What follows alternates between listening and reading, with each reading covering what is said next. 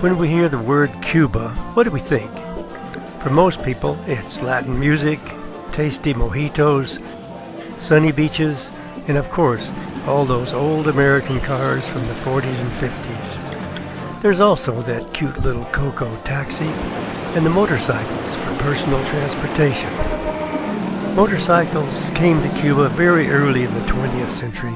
They've played an important role in the transportation system. Sales of American and European bikes kept Cubans riding, which naturally led to lots of racing on the beaches and around the tracks.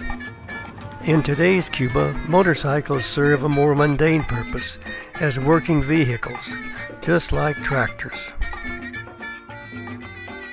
The story of motorcycles in Cuba is divided into two very distinct periods, before and after the 1959 revolution. The majority of motorcycles seen on the streets today were brought here between 1962 and 1989, when Cuba was a client state of the Soviet Union. Russia supplied oil, machinery, tractors, and motorcycles. Most of the imported bikes were from behind the Iron Curtain and included the Jawa, the CZ from Czechoslovakia, the MZ from East Germany, and the Ural from Russia. Adding a sidecar to the motorcycle greatly increased its usefulness. In this configuration, the bike becomes a real transportation machine for carrying 3 people or as a mini pickup truck for hauling goods. No matter how excellent the original design and manufacture, all moving parts eventually wear out. With the economic embargo in place since 1963, there were no spare parts imported for American and English bikes. When the Soviet Union collapsed in 1989, Cuba was left hanging in the breeze.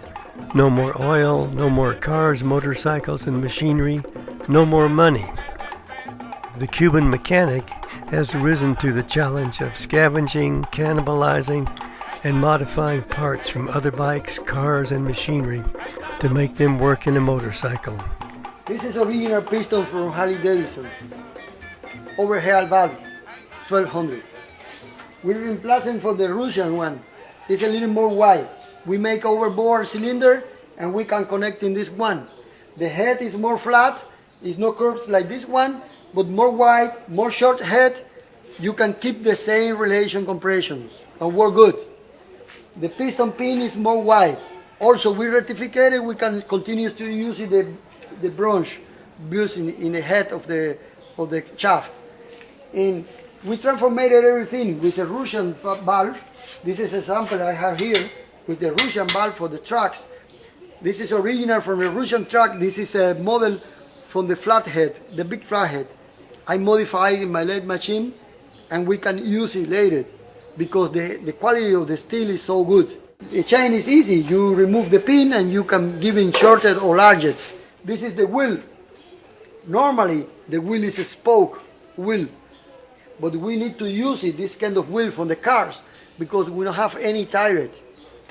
Everybody can build pieces of steel at home, bushing, bronze, spoke, everything, but nobody can build tires at home. Yeah. This is pretty difficult, nobody can do it. Yeah.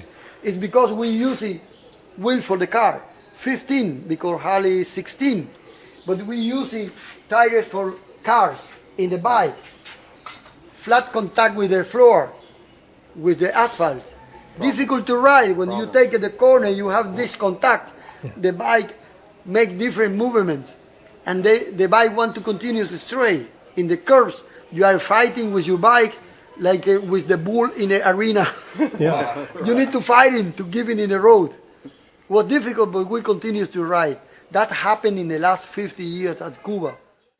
There's a shadow infrastructure of mechanics with excellent machine, welding, and chrome plating facilities in their garages, tool sheds, or houses. These shops are a far cry from NASA clean room standards, but the final products that come out are of just about as high a quality. While these bikes appear to be perfect restorations of the original factory machines, There are subtle differences that make them special.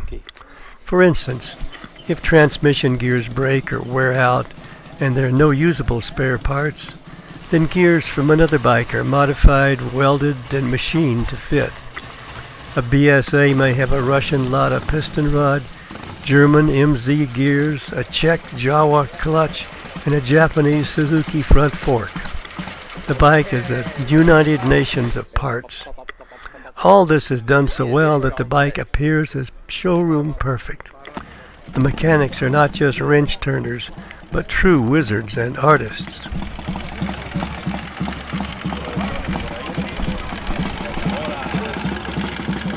While a large number of working Jawas, MZs, and Suzukis are on the streets daily, most of the real beauty queens are kept under wraps and inside houses. Dozens of 50s Harleys, Indians, BSAs, Nortons, and Triumphs have been lovingly and beautifully restored to almost new condition and rarely leave their shelter except on weekends or special occasions. Their purpose is not just transportation, but to demonstrate the skill and perseverance of the owner and the mechanic.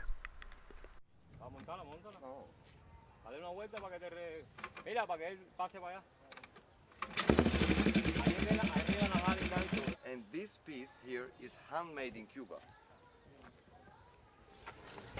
This part is handmade in Cuba. That's why I have to put the piston in the right place to start it if you want with the hand.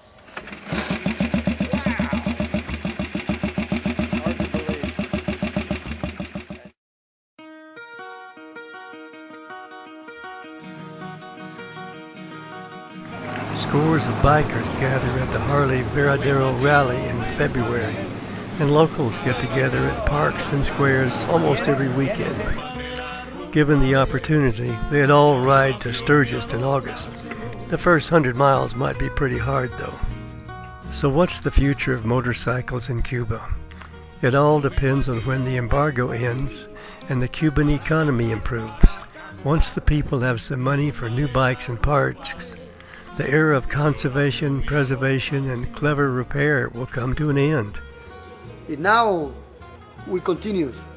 Probably more easy, some friends come from the state and I order some small special part, say please give it to me because I need for my bike, and you give it to me. But before we don't have that opportunity because it's only Russian Turismo or Spanish probably, but no American. Mm-hmm. Now everything changed a little bit. Could be good when we will have it again, our Harley Davidson dealer at Cuba. Now's the time to capture and document this rapidly changing, not so golden age of Cuban history. A documentary film would cover the history of the motorcycle culture before and after the revolution.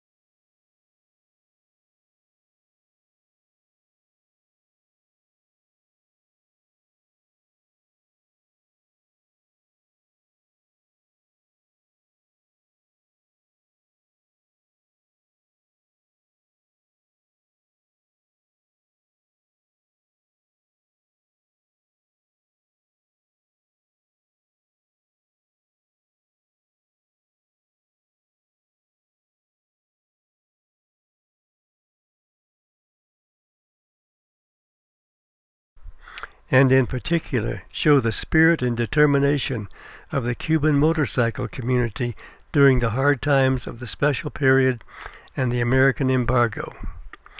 This is a project that needs to be started in the very near future, for as soon as the big resorts, the cruise ships, and Walmart come to Cuba, the window of opportunity will be closed.